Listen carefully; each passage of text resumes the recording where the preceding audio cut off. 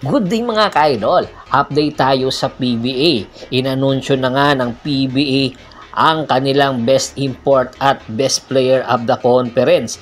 Ang best import ay si Jonathan Williams ng Phoenix Fuel Masters. Nakitaan naman natin na karapat-dapat siya na maging best import ng Commissioner's Cup. Samantala, ang best player of the conference ay ang superstar guard ng San Miguel Bearmen na si CJ Perez. Marami ang nagsabi, bakit wala doon si Junmar Fajardo? Alam naman natin, nagkaroon siya ng injury, kaya hindi ito nakapasok. Kaya naman, tuluyan kinuha na nga ni CJ Perez ang kaniyang kauna-unahang best player of the conference sa PBA. Samantala, punta tayo sa laban.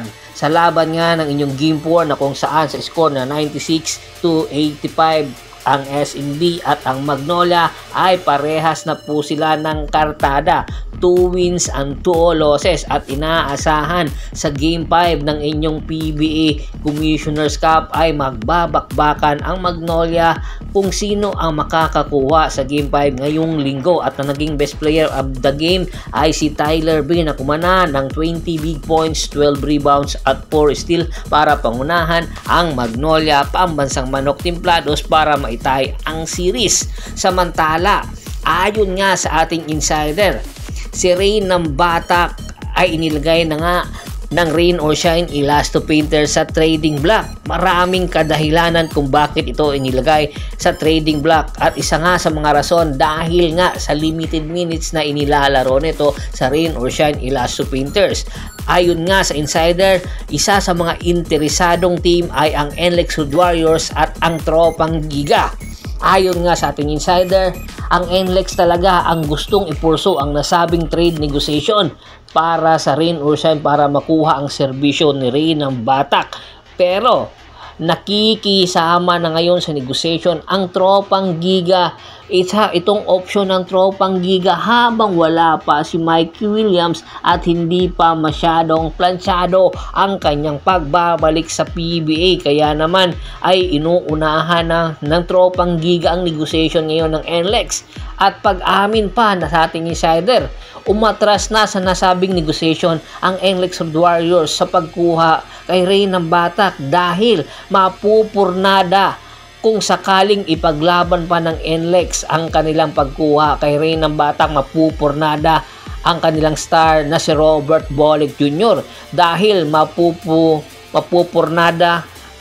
mapipilitan ang NLEX Road Warriors na ibigay si Robert Bolick Jr. sa Tropang Giga kapalit ni Rain ng Batak. Kaya naman, mas minabuti pa ng NLEX na iatras na ang kanilang negotiation sa Rain or Shine at ipaubaya na ito sa Tropang Giga. Kaya inaasahan na anytime si Rain ng Batak ay makukuha ng Tropang Giga kapalit ang first round pick ng Tropang Giga. Matatandaan, huling nagkipag-negotiate ang Tropang Giga sa Rain or Shine ay sa pagkuha ng picks sa nakaraan PBA draft na ngayon ay si Henry Galinato na isang big man. Kaya naman inaasahan, marami ang nagtatanong anong year ang ibibigay na picks ng Tropang Giga sa Rain or Shine para maging patas ang nasabing negotiation. Samantala, ayon din sa ating insider, si Japit Aguilar, unti-unti nang bumababa ang minuto na ibinibigay sa kanya ni Coach Tim Con at unti-unti na rin ang bumababa ang kalidad ng nasabing player. Kaya naman pinaghahandaan na ito ngayon ng Barangay Ginebra San Miguel.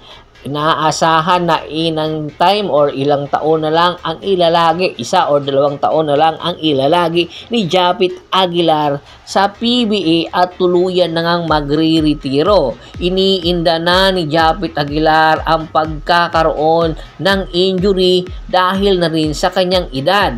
Kaya naman inaasahan na pinaplano na ng Barangay Ginebra Management ang posibleng pag-acquire ng mga batang big man or mga new generation big man na posibleng sandalan ng Barangay Ginebra sa mga susunod na taon at target niyang kunin ng Barangay Ginebra at ni Coach Tim Cone ang big man ngayon ng Converge Fiber Xers na si Gio Ambuhot. Si Gio Ambuhot ay limited minutes lang ang ibinibigay sa kanya ni Coach Alden Ayo sa nakaraan konferensya sa Commissioner's Cup at sa mga nakaraan pa nitong konferensya, kaya naman bumababa na rin ang kalidad ni Gio Ambuhot. Si Gio Ambuhot nakuha ito ng Converge Fiber Xers sa first round at nakapaglaro ito sa Litran at nakakuha ng ilan kampyonato, kaya naman malaki ang tsansa na mataas talaga ang kalidad at kalibre na meron si Gio Ambuhot.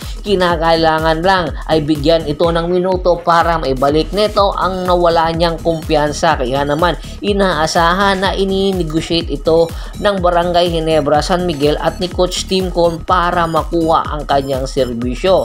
Kayang-kaya ng Barangay Ginebra San Miguel na magbigay ng mga future picks or bench player sa Converge Fiber Xers kapalit ang serbisyo ni Gio Ambuhot, kaya aabangan natin kung magmamaterialize ang nasabing negotiation.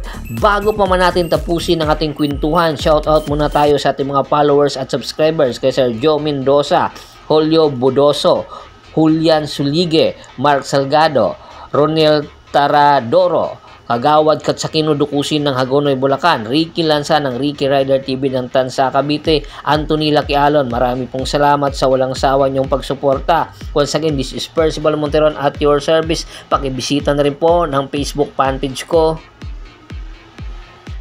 Ganon din po sa YouTube channel ko. Don't forget to subscribe lahat ng mga sports channel ko. Hanggang sa muling kwentuhan, maraming salamat po.